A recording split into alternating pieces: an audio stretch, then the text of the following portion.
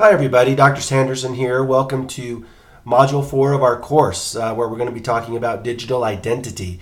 It's hard to believe, but when we complete this module, we'll be halfway through the course.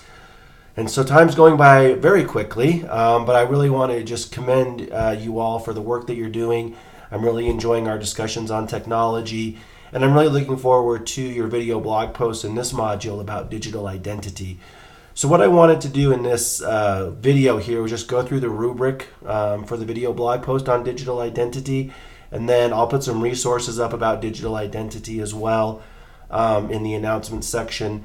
Just a reminder that the video blog post is due by Sunday at 11:59 wherever you live.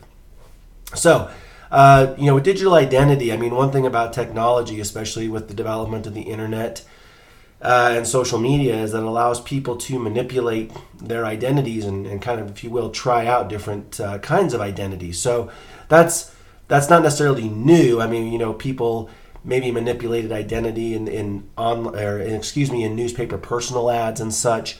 But it's really, I think, much more pronounced right now in the era we live in.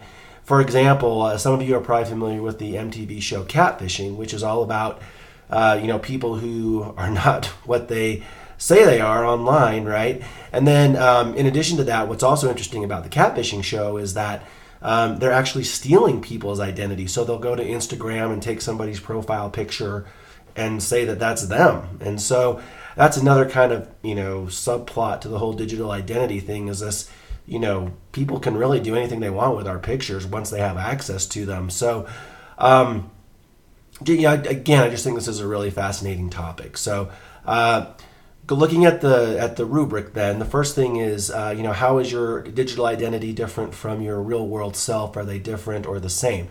And so, really, here you're just answering for you. Now, some of you may feel that there's no difference. You are who you are online, the same as you are offline. Others of you may feel there's some differences, and go ahead and speak to that, whichever way it is for you. For me personally, I would say I'm pretty consistent. A lot of the things that I participate in online, like conversations about sports and pop culture, those are things that I talk about, face to face. So I think a lot of my interests and the things that I consume online are things that I also consume offline. I think I might be a little more conversant in social media and that, just because it's so convenient. And there's people that I have connected with at different parts of the country, and it's just much easier to, message them or talk to them on Twitter than to call them. So that's the first part there that you'll go over. The second part is then, how does technology enable you to fully express a particular dimension of your identity, or how does it influence or shape or govern your identity? So, I think going back to the earlier example about catfishing, I mean, it's through technology that we're able to do all these things. So, for instance, let's take gaming. I mean, through some of these video games, you can try on different identities and, experiment with being someone different, maybe taking on qualities that you feel you're not able to display face to face. So I would say for me, I mean, technology basically just provides the vehicle for me to express things that I feel are part of my identity. So, for instance, on Facebook, I post about my kids playing sports, so because that's an important identity for me. And so I think really technology is the vehicle. I don't know that it really shapes my identity per se, but it does allow me to connect with people who might have similar identities and similar likes and interests. So, again, that may be more or less relevant for you, but, just talk a little bit about, how technology, might shape or govern your identity.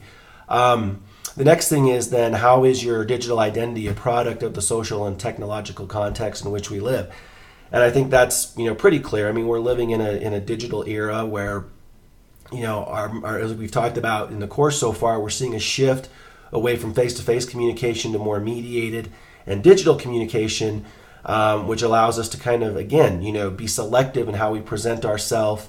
And so, we're living in an era where basically we have those capabilities. We can go online and say, we're somebody completely different. We can say we're a different gender.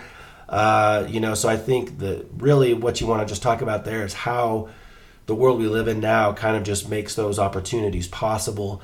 And then, one thing you might also think about as well, because you are asked to integrate some sources into your blog post. So the Turkle resource, talks about being, connected yet disconnected. So in some ways, through digital identity, we're able to connect with people, but we run the risk of then disconnecting from people who are around us, who are closer to us. So for instance, you can Google and find news stories about, people who have been divorced because they're spending more time with people they're conversing with online, and they're ignoring their spouse or their partner who lives with them. So, there's one example of a resource you can integrate there. The next area is, how is your online identity like a performance? And so I think, again, when we go, and you might, just to be clear, you might not view your online identity as a performance, and that's fine. But, you may adapt or take on different things when you go into a message board or on Twitter or Facebook or whatever. So just think about how you might construct a particular image that you want people to see. And I'll just give you one example from me. I really don't put, and I think this is true for a lot of people, I don't really put out any bad news. So I don't talk about the challenges and struggles that, are happening. I don't talk about the bad days we have here at the house.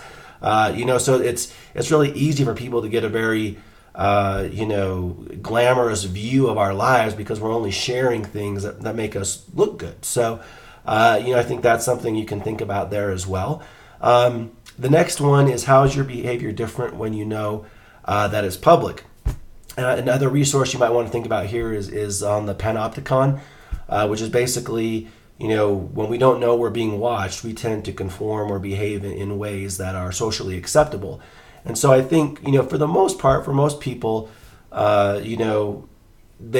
are mindful of what the consequences could be from their online activity. Now, I would argue that the younger you go, for teens especially, I'm not sure that all of them are fully aware of the ramifications of that. So I honestly don't think they care that they're being watched.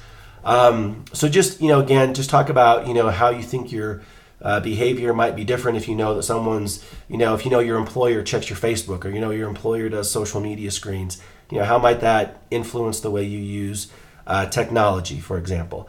And then the last one is, how does your digital identity affect your sense of self? And again, for some of you, it may not, right? So if it doesn't, that's fine. You can just say that.